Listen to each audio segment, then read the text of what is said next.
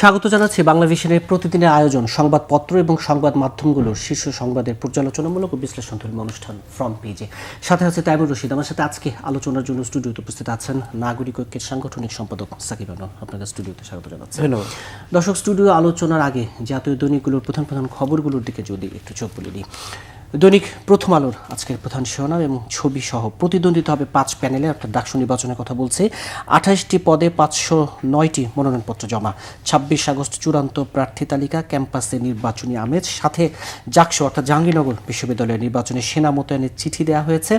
একটি অভিমত ভিত্তিক প্রতিবেদন আছে, ক্যাম্পাসকে নেতৃত্ব দিক গণতান্ত্রিক সংস্কৃতি এই শিরোনামে। এই ছিল প্রথম আলোর প্রধান প্রধান খবর। দৈনিক আমার দেশের প্রধান শিরোনাম, এনসিপি হঠাৎ কেন আক্রমণাত্মক, সংস্কার ও বিচার প্রশ্নে চাপ তৈরির কৌশল, গণপরিষদ নির্বাচন ও নতুন সংবিধানের এজেন্ডা, রাজনীতির গেম চেঞ্জার হওয়ার পরিকল্পনা, ৬ মাসে ১৫ নেতাকে শোকজ, অর্থাৎ এনসিপির আদ্যপান্ত নিয়ে একটি প্রতিবেদন আছে। এছাড়া ডাকসুকে নির্বাচনকে কেন্দ্র করে ছাত্রদল, ছাত্র শিবির, বৈষম্য বিরোধী শিক্ষার্থী সংসদ, ছাত্র অধিকার পরিষদ, প্রতিরোধ পর্ষদ এবং স্বতন্ত্র ঐক্য জোটের প্রধান যারা, তাদের মন্তব্য ভিত্তিক একটি প্রতিবেদনও আছে দৈনিক আমার দেশে। দৈনিক ইত্তেফাকের প্রধান শিরোনাম, ডাকসুর ভোট যুদ্ধে ৯ প্যানেল। ২১ আগস্ট গ্রেনেড হামলা নিয়ে একটি প্রতিবেদন আছে, যেভাবে বিকৃত করা হয় বিচারকে। এছাড়া মানব সম্পদ উন্নয়নে বড় বাধা অসংক্রামক রোগ, সুস্থ প্রজন্ম গড়তে হবে বলেছেন প্রধান উপদেষ্টা। দৈনিক সমকালের প্রধান শিরোনাম, কর্মী পাঠাতে অনিয়ম, অর্থ পাচার, তদন্তের মুখে ১০০ এজেন্সি, অর্থাৎ মালয়েশিয়া শ্রম বাজার নিয়ে একটি বিশেষ প্রতিবেদন প্রকাশ করেছে সমকাল। সনদের তিন অঙ্গীকার নিয়ে বিএনপির আপত্তি, জুলাই জাতীয় সনদকে সংবিধানের উপরে নয়, আদালতে প্রশ্ন তোলা যাবে না এই অঙ্গীকার আপত্তি, এবং ভোটের আগে সংবিধান সংস্কার নয়। ছাত্র সংসদ নির্বাচন নিয়ে, ডাকসু নির্বাচন নিয়ে প্রতিটি প্যানেলের ছবি ধরে ধরে একটি প্রতিবেদন আছে। বিভক্তির মাঝেও বৈচিত্র্য দিয়ে মন জয়ের চেষ্টায় বামপন্থীরা, মনোনয়নপত্র জমা শেষ, ৮ প্যানেল ঘোষণা। এছাড়া রাজস্ব আহরণে অভিজ্ঞরা নিয়োগে প্রাধান্য পাবেন, অধ্যাদেশ সংশোধনের খসড়া নিয়ে একটি প্রতিবেদন আছে দৈনিক সমকালে। দৈনিক যুগান্তরের প্রধান শিরোনাম, ডাকসু নির্বাচনে ২৮ পদে ৫০৯ মনোনয়নপত্র জমা, অধিকাংশ প্যানেল চূড়ান্ত। এছাড়া দুদকের প্রাথমিক অনুসন্ধান, প্রশাসন, রাজনীতিবিদ, ব্যবসায়ী মিলেমিশে সাদা পাথর লুট। আমরা জানি কয়েকদিন আগে সিলেটের যে ভোলাগঞ্জে যে পাথর কাণ্ড ঘটল, সেই নিয়ে প্রতিবেদন আছে দৈনিক যুগান্তরে। দৈনিক মানব জমিনের প্রধান শিরোনাম, লড়াইয়ে থাকবেন যারা ডাকসু নির্বাচন নিয়ে। সিন্ডিকেটের বাগড়া, কলাপাড়ার বিদ্যুৎ কেন্দ্র চালু নিয়ে অনিশ্চয়তা, ইসি রোডম্যাপ ঘোষণা করতে পারে আজ। জুলাই সনদ, মতামত দেওয়ার সময় বাড়ল 2 দিন, শুক্রবার অর্থাৎ আগামীকাল দুপুর পর্যন্ত মতামত দেওয়া যাবে। ভিডিও ধারণ করে ব্ল্যাকমেইল, থানা বেড়াকে পুলিশ সদস্যকে এবার ধর্ষণের অভিযোগ উঠেছে আরেক পুলিশ সদস্যের বিরুদ্ধে। দৈনিক কালের কণ্ঠের প্রধান শিরোনাম, প্রচলিত পদ্ধতিতে ভোট প্রস্তুতি, জাতীয় সংসদ নির্বাচন 3 বিষয়ে ব্যস্ত ইসি, রোডম্যাপ চূড়ান্ত হওয়ার অপেক্ষায়। ভারতে আওয়ামী লীগের কার্যালয় অবিলম্বে বন্ধ করতে বলল বাংলাদেশ, রাজনৈতিক কার্যালয় পরিচালনার সুযোগ নেই বলেছে ভারত। এছাড়া একটি বিশেষ লেখা আছে, চাঁদাবাজি, মাদক দমনে এখনই সুবর্ণ সুযোগ। এছাড়া ডাকসু নির্বাচন নিয়ে প্রতিবেদন আছে। ডাকসুতে ৫০৯ মনোনয়নপত্র দাখিল, হল সংসদে ১১০৯। দৈনিক কালবেলার প্রধান শিরোনাম, ৮০ কোটি টাকা কমিশন ডিসি এসপির দপ্তরে, বলছে সিলেটের সাদা পাথর লুটের ঘটনা যে প্রতিবেদন হয়েছে, সেই প্রতিবেদনে এই তথ্য উঠে এসেছে। আওয়ামী লীগের তৎপরতা নিয়ে ঢাকা দিল্লির পাল্টাপাল্টি, কিছু অসঙ্গতি ধরিয়ে দিল বিএনপি, অর্থাৎ জুলাই সনদে চূড়ান্ত খসড়ায় মতামত দিয়েছে 5টি দল, কিছু অসঙ্গতির কথা জানিয়েছে বিএনপি। দৈনিক বাংলাদেশ প্রতিদিনের প্রধান শিরোনাম, গভীর খাদে ব্যাংক খাত, ব্যাংক খাতের সামগ্রিক চিত্র নিয়ে প্রতিবেদনটি। এছাড়া বাংলাদেশ ব্যাংকের গভর্নরের একটি মন্তব্য আছে, আর্থিক খাতের শৃঙ্খলা ফেরানো এখন সবচেয়ে বড় চ্যালেঞ্জ। প্রধান উপদেষ্টা ডক্টর মোহাম্মদ ইউনূস বলেছেন, সুস্থ সবল প্রজন্ম গড়ে তুলতেই হবে।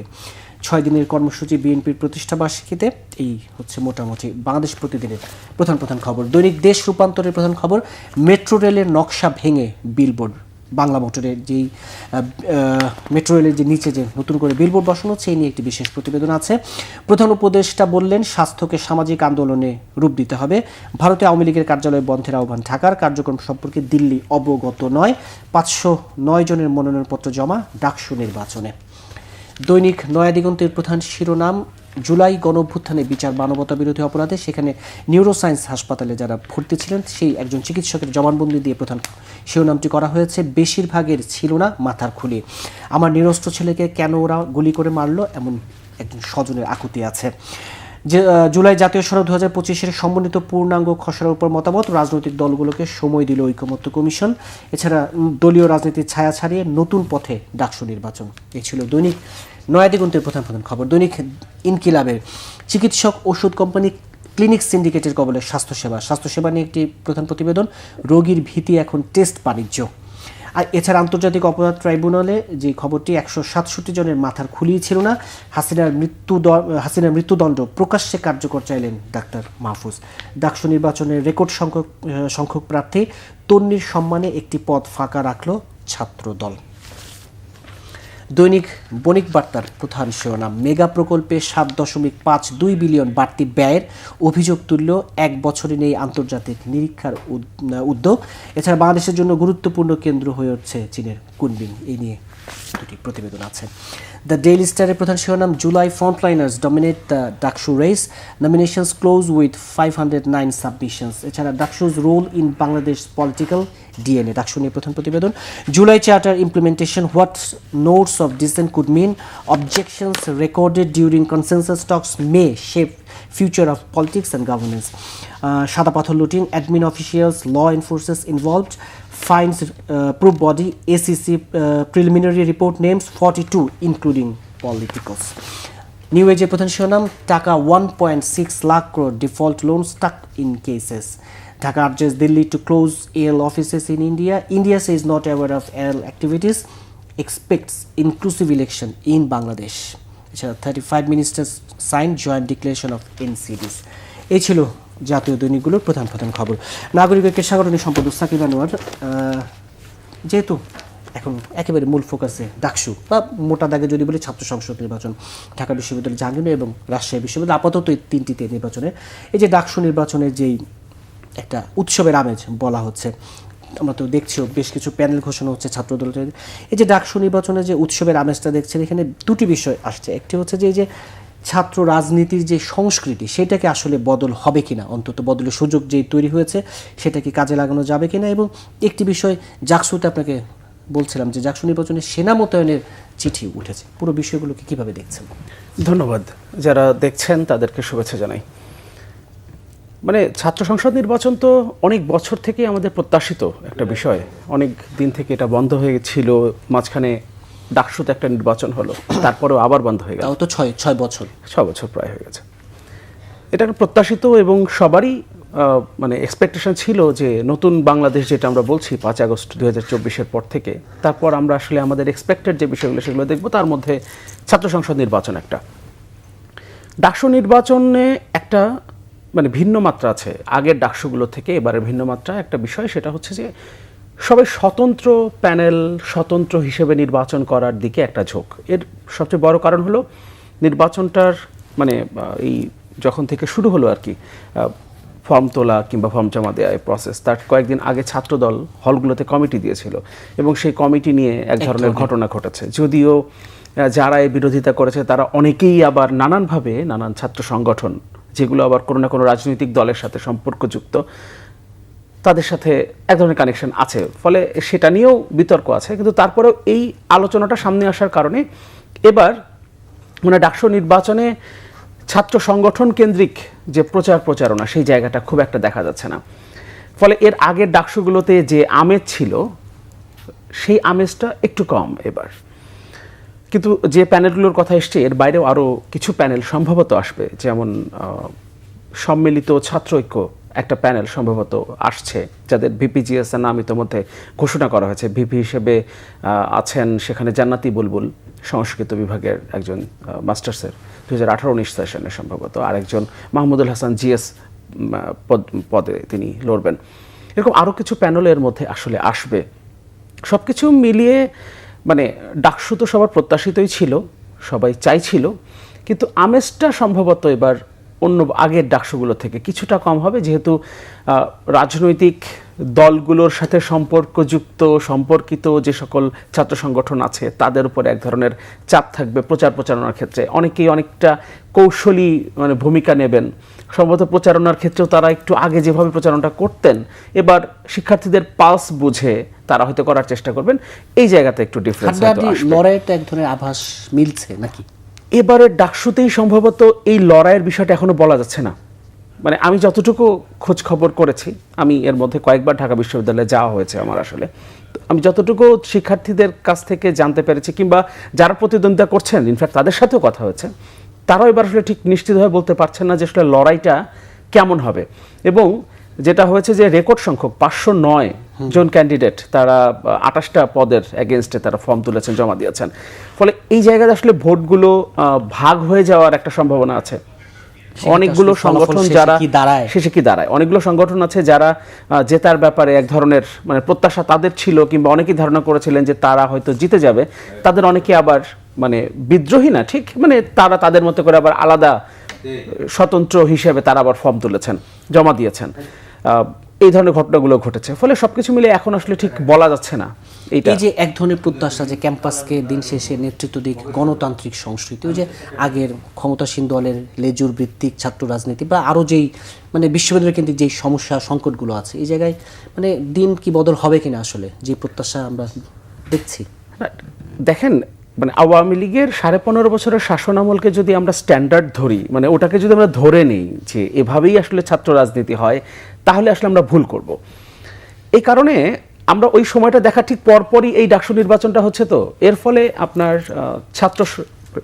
মানে ছাত্র সংগঠন যেগুলো আছে, যে কোনো রাজনৈতিক দলের সাথে সম্পর্কযুক্ত হোক বা যেভাবেই হোক না কেন, তাদেরকে কিছুটা এড়িয়ে চলার এবার একটা টেন্ডেন্সি দেখা যাচ্ছে। কিন্তু ওই যে আপনি বললেন যে গণতান্ত্রিক রূপান্তর শব্দটা কিন্তু এখানে গণতান্ত্রিক এসছে। এই যে গণতান্ত্রিক রূপান্তরের চর্চা, গণতান্ত্রিক যে চর্চাগুলো, এই চর্চাগুলো তো আবার আপনি যদি একটা সংগঠনের ভেতরে থাকেন, সাংগঠনিক কাঠামোর ভেতরে থাকেন, তাহলেই আসলে হবে। একজন ব্যক্তি এককভাবে যিনি স্বতন্ত্র নির্বাচন করছেন, তিনি আসলে গণতান্ত্রিক চর্চাটা আসলে নিজের মধ্যেই তো করতে পারবে না। কারণ গণতন্ত্রের চর্চা করবার জন্য তো আপনাকে একটা সামষ্টিক জায়গা লাগবে। গণতন্ত্রের চর্চা তো সামষ্টিকভাবেই হয়। ফলে গণতান্ত্রিক চর্চার সুযোগ কতটুকু হবে সেটা আমরা বুঝতে পারবো যদি এখানে সাংগঠনিকভাবে আসলে যারা সামনে আসছে তারা যদি নেতৃত্বে আসেন। সেক্ষেত্রে আমরা গণতান্ত্রিক চর্চার দিকে হয়তো যাব। এরপরে সেটা গণতান্ত্রিক চর্চা হবে নাকি আগের মতোই সেই ক্ষমতার চর্চা হবে, সেটা তারপর বোঝা যাবে। কিন্তু শুরুতেই যদি আমি গণতান্ত্রিক চর্চার পথটাই বন্ধ করে দেই, শুধুমাত্র একক ব্যক্তিকেন্দ্রিক যদি ডাকসু হয়ে ওঠে, যে স্বতন্ত্র একজন প্রার্থী তিনি ভিপি হয়েছেন, আরেকজন স্বতন্ত্র প্রার্থী জিএস হয়েছেন, এভাবে যদি ধরুন 28টা পদ ভাগ হয়ে গেল, সেক্ষেত্রে তারা মিলে গণতান্ত্রিক চর্চা করাটা আসলে কঠিন। সেই তুলনায় সাংগঠনিক একটা কাঠামোর ভেতরে থেকে যারা এসছেন, সেখানে মূলত মানে গণতান্ত্রিক চর্চা করার সুযোগটা বেশি ছিল, এবং তাদের কাছ থেকে আমরা সামনের দিনে গণতান্ত্রিক চর্চা বেশি এক্সপেক্ট করতে পারি। সময় বলে দেবে আসলে। আরেকটি খবরের দিকে একটু চোখ দিই। ভারতে আওয়ামী লীগের কার্যালয় এই নিয়ে একটি প্রতিবেদন চেয়েছিল। এই নিয়ে আমাদের পররাষ্ট্র মন্ত্রণালয় এক ধরনের বিবৃতি দিয়েছে, ভারত আবার পাল্টাপাল্টি বলেছে। আমাদের পররাষ্ট্র মন্ত্রণালয় তো ভারতকে এ ব্যাপারে পদক্ষেপ নিতে বলেছে, যদিও ভারত বলছে বিষয়টি বিভ্রান্তিকর। উল্টো তারা আবার এই যে নির্বাচনে ইনক্লুসিভ ইলেকশনের কথা বলছে। এই বিষয়টি যে ভারতে আওয়ামী লীগের কার্যালয়, আওয়ামী লীগের পুনর্বাসনের চেষ্টা, ভারতে আওয়ামী লীগের কার্যালয়ে এই বিষয়টা আমাদের সামনে এসছে বেশ কয়েকদিন হয়ে গেছে। তখন মানে বিবিসি প্রথমে এই সংবাদ করেছে। তো বিষয় হলো যে বাংলাদেশ সরকার রিয়াক্ট করতে এত সময় নিল কেন? এটা তো আরো আগে রিয়াক্ট করার কথা ছিল। মানে যাদের কার্যক্রম নিষিদ্ধ এমন একটা দল আমাদের প্রতিবেশী রাষ্ট্রে, এবং সেই রাজ্যটা আমাদের খুবই কাছাকাছি, আমাদের সীমান্ত ঘেঁষা একটা রাজ্য, সেই রাজ্যে তারা একটা মানে দলীয় কার্যালয় খুলেছে এবং সেখানে তারা দলীয় কার্যক্রম পরিচালনা করছে। বিষয়টা সামনে আসার পর সরকার এতটুকু সময় কেন নিল, সেটা আসলে বড় প্রশ্ন। যাই হোক, তারা পররাষ্ট্র মন্ত্রণালয়ের পক্ষ থেকে এরপরে যে নোট দেওয়া হয়েছে, ভারত যে এটা অস্বীকার করবে এটা তো খুব স্বাভাবিক। বিভ্রান্তিকর তারা বলছে, কিন্তু যে সূত্রগুলো থেকে আসলে এই খবরটা বেরিয়েছে, সেই সূত্রগুলোকে তো সরকার চাইলেই, সরকারের গোয়েন্দা সংস্থা আছে, তারা চাইলেই সেই সূত্রগুলোকে কনফার্ম করতে পারে এবং তারপর আবার সেটা নিয়ে তারা ভারতের সাথে এটা নিয়ে আলোচনা করতে পারে। বিষয় হলো আপনি চাপ অব্যাহত রাখবেন ভারতের উপরে, এবং ভারত খুব স্বাভাবিকভাবেই তারা এটা স্বীকার করবে না যে পার্শ্ববর্তী দেশে যাদের কার্যক্রম নিষিদ্ধ এমন একটা দলের কার্যালয় তাদের দেশে খোলা হয়েছে। স্বাভাবিকভাবেই তারা এটা স্বীকার করবে না। তারা ব্যবস্থা নিতে পারে। ইনফ্যাক্ট এমন হতে পারে যে তারা ব্যবস্থা নিয়ে তাদেরকে বললো, ঠিক আছে আপনারা এখানে কার্যালয় করবেন না, আপনারা গোপনে কোনো একটা বাসার মধ্যে কোনো একটা ফ্ল্যাট ভাড়া নিয়ে কিংবা কারো বাড়িতে, ইনফ্যাক্ট তারাও বাড়ি দিয়ে দিতে পারে, হইতেই পারে, তাতে আমাদের কিছু করবার থাকবে না। কিন্তু তারা স্বীকার করবে না, এটা স্বাভাবিক। আর ইনক্লুসিভ নির্বাচনের কথা যেটা বলছে, এই যে এখন ভারতকে যখন যে কোনো বিষয়ে বলা হয় তারা উল্টো সবসময় নির্বাচনটাকে সামনে আনছে ভারত বারবার। হ্যাঁ, এই ভারতই আবার ধরেন 2024 সালে নির্বাচনের আগে বলেছে যে বাংলাদেশের নির্বাচন সেটা তাদের অভ্যন্তরীণ ব্যাপার, এটা নিয়ে ভারতের নাক গলানোর কোনো কিছু নাই। এটা ভারত ধরেন তাদের সবচেয়ে পরীক্ষিত মিত্রকে হারিয়েছে, স্বাভাবিকভাবেই এখনো তারা তাদের মানে বাংলাদেশকে কেন্দ্র করে তাদের বিদেশ নীতি ঠিক করে উঠতে পারে নাই। তো এটা কিছুটা আশ্চর্যজনক, কারণ ভারতের মতো একটা দেশের এই জায়গা থেকে আরও আগে বের হয়ে আসার কথা। আমরা অনেক আগে থেকেই বলেছি যে আমরাও তো পার্শ্ববর্তী কোনো দেশ কিংবা পৃথিবীর কোনো দেশের সাথে বৈরী সম্পর্ক চাই না, এবং তাদেরও কোনো একটা পাত্রে আসলে তাদের সবগুলো কার্ড রাখা উচিত না। তাদের রাষ্ট্রের সাথে সম্পর্ক তৈরি করা উচিত, যদিও সেটা তারা করে নাই নিজেদের স্বার্থেই। কারণ আওয়ামী লীগ কিংবা আওয়ামী লীগের সরকার কিংবা সরাসরি শেখ হাসিনার কথা যদি বলি, যেভাবে ভারতকে সার্ভ করেছে, তাদের পারপাস যেভাবে সার্ভ করেছে, এভাবে অন্য কেউ করবে এটা তারা হয়তো প্রত্যাশাও করে না, এবং এটা হওয়ারও কথা না। এই কারণেই তারা আসলে কিছুটা এখনো দিগ্ভ্রান্ত যে আওয়ামী লীগকে নিয়ে কি করবে। তবে আমার ধারণা যে এই সামনে যে এই নির্বাচনটা হয়ে যাবার পরে ভারতের সামনেও আসলে আওয়ামী লীগকে আর ধরে রাখা, আওয়ামী লীগের পক্ষে আর মানে ধরে রাখার চিন্তা ভারত আর করবে না। শেখ হাসিনাকে বিচারের জন্য দেশে ফিরিয়ে আনাটাকে আসলে দিন শেষে সম্ভব হবে বলে মনে করেন কিনা? প্রত্যাশার কথা যদি বলেন তাহলে চাই যে দেশে ফিরিয়ে এনে তার বিচার করা হোক, প্রত্যাশার কথা। বাস্তবতা হচ্ছে সম্ভবত এটা হবে না।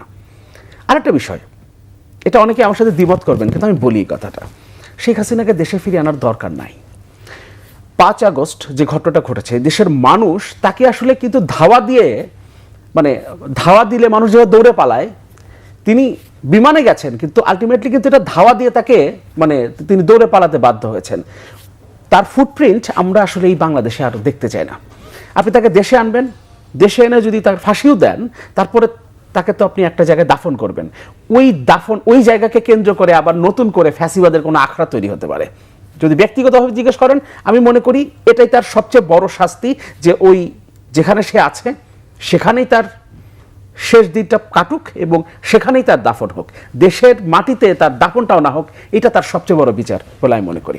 সামনে নির্বাচন, জাতীয় নির্বাচন, ইসির রোডম্যাপ ঘোষণা আজকে হতে পারে, যেহেতু এই সপ্তাহে হওয়ার কথা। ইসি বলেছিল যে আজকে শেষ কার্য দিবস, ধারণা করছি ইসির রোডম্যাপ ঘোষণা হতে পারে। এই যে রোডম্যাপ ঘোষণা মধ্য দিয়ে কি আসলে নির্বাচন নিয়ে রাজনীতির মাঠে বলি মানুষের মাঝে একটা শঙ্কা আশঙ্কা কেটে যাবে কিনা? আসলে মানুষের মাঝে একটা শঙ্কা ছিল নির্বাচন হবে কি হবে না। আমাদেরকে অনেকে প্রশ্ন করতো নির্বাচন কি আদৌ হবে, কিন্তু গত কয়েকদিনে এটা কেটে গেছে। আচ্ছা, তার মধ্যেও আবার এনসিপির একজন নেতা নাসিরউদ্দিন পাটোয়ারি হঠাৎ করেই তিনি একরকম গত সপ্তাহে স্টেটমেন্ট দিয়ে ফেললেন। বিষয়টা এমন না যে নির্বাচন হতে দেওয়া হবে না, আমাদের এই দাবি না মানলে নির্বাচন হবে না, এমন না। তিনি সরাসরি ঘোষণা দিয়ে দিলেন নির্বাচন হবে না ফেব্রুয়ারিতে।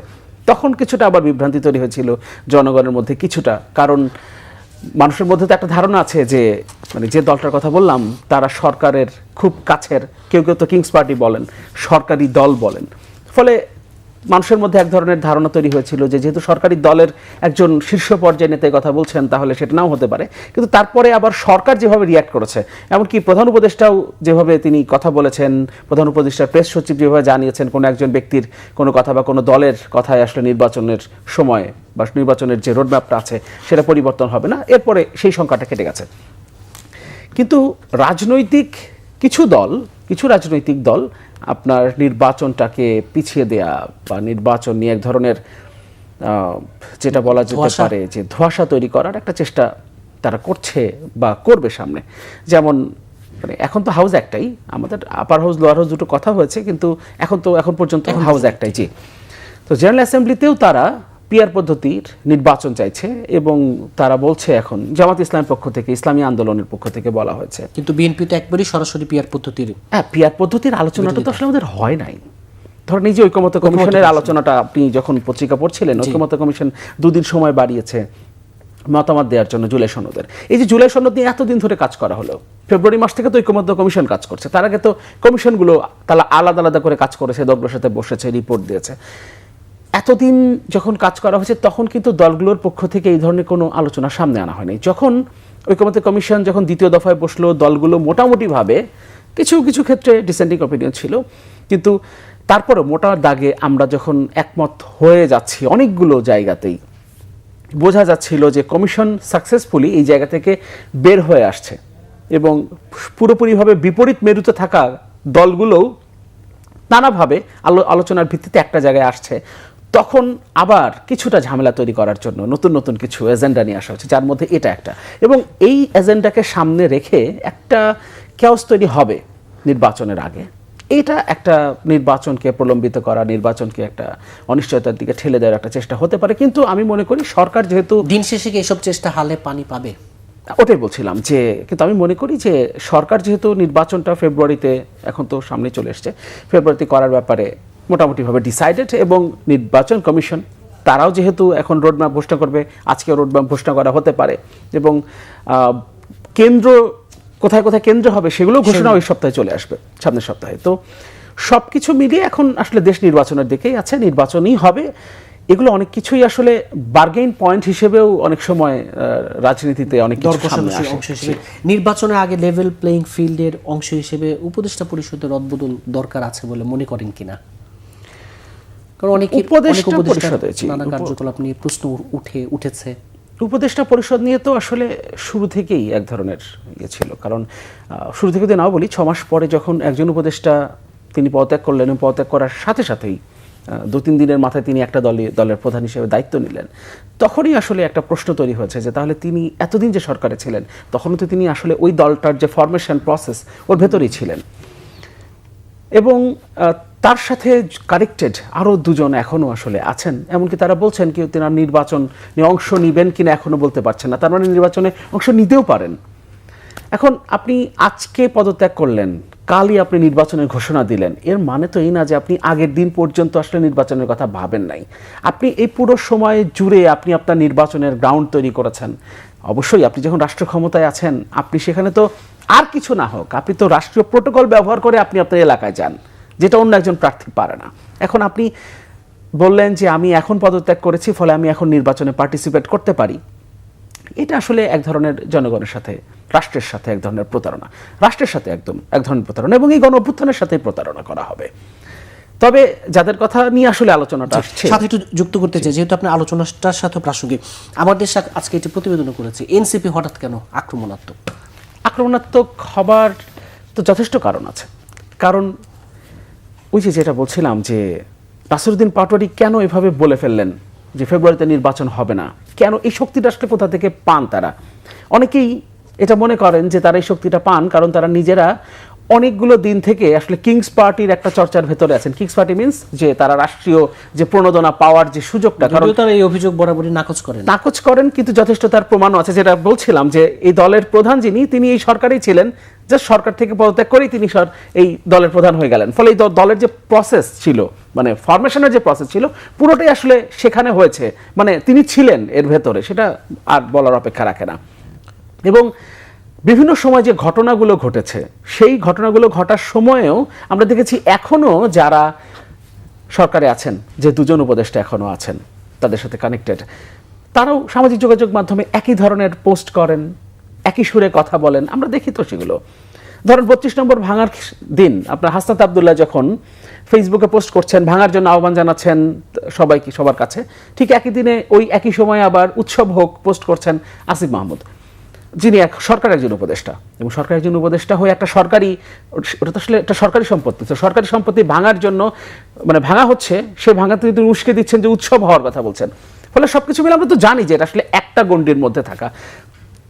ফলে স্বাভাবিকভাবেই দেখেন যে রাষ্ট্র ক্ষমতার খুব কাছাকাছি থাকা অবস্থা থেকে হঠাৎ করে যখন সামনে নির্বাচন, এবং নির্বাচনের আগে আপনি আরেকটা রিপোর্টেই পড়ছিলেন, সম্ভবত আমার দেশের ওই রিপোর্টেই, যে এর মধ্যে কতজনকে ইয়ে করা হয়েছে, 6 মাসে 15 নেতাকে শোকজ করা হয়েছে। এবং শোকজ করার পরেও এগুলো যে শুধুমাত্র আইওয়াশ ছিল, সেগুলো আমরা পরবর্তীতে দেখেছি, পরে আবার সব কিছু প্রত্যাহার করা হয়েছে। জি, ফলে এই যে তাদের মধ্যে একটা টালমাটাল একটা অবস্থা, এর কারণ হচ্ছে যে তারা এই সময়ের মধ্যে এসে বুঝে গেছে যে যে আশা তারা করেছিলেন যে একটা সময় পরে গিয়ে হয়তো যদি নির্বাচন হয় তাহলে সেই নির্বাচনে একটা ফল তারা আসলে করতে পারবেন, এখন আসলে সেই জায়গাটা নাই, কারণ নানানভাবেই তারা বিতর্কিত হয়েছেন।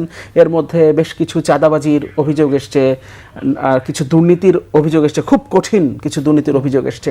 এবং একটা কথা তো আমি প্রায় বলি যে খুব মানে ভয়ঙ্কর একটা বিষয় হলো যে শুধুমাত্র এই অভ্যুত্থানের পর শুধুমাত্র আওয়ামী লীগ এবং শেখ হাসিনার সংশ্লিষ্ট মানুষেরা, ওই শাসন আমলের সুবিধাভোগীরা, তাদের সম্পদ বাজেয়াপ্ত হয়েছে, তাদের বিদেশ যাত্রা নিষেধাজ্ঞা এসছে, আর তাদের আপনার পাসপোর্ট এনআইডি কার্ড জব্দ করা হয়েছে। আর এর বাইরে যে চারজন, সেই চারজনই এনসিপির সাথে সংশ্লিষ্ট। কিংবা এই যে উপদেষ্টাদের কথা বললাম, তাদের এপিএস পিএস পার্সোনাল যারা থাকেন, তারা অফিসার যারা থাকেন, ফলে সব কিছু মিলিয়ে তারা যে বিতর্কিত হয়েছেন, এর কারণে তারা সামনে নির্বাচনে যে ফলটা, সেই ফল আসলে যেটা প্রত্যাশা করেছিলেন সেটা হচ্ছে না, এটা মোটামুটি তারা বুঝে গেছেন। স্বাভাবিকভাবেই এ কারণে তাদের ভেতরে এক ধরনের অস্থিরতা থাকবে এবং সেই অস্থিরতার বহিঃপ্রকাশই আসলে আমরা এখন দেখছি।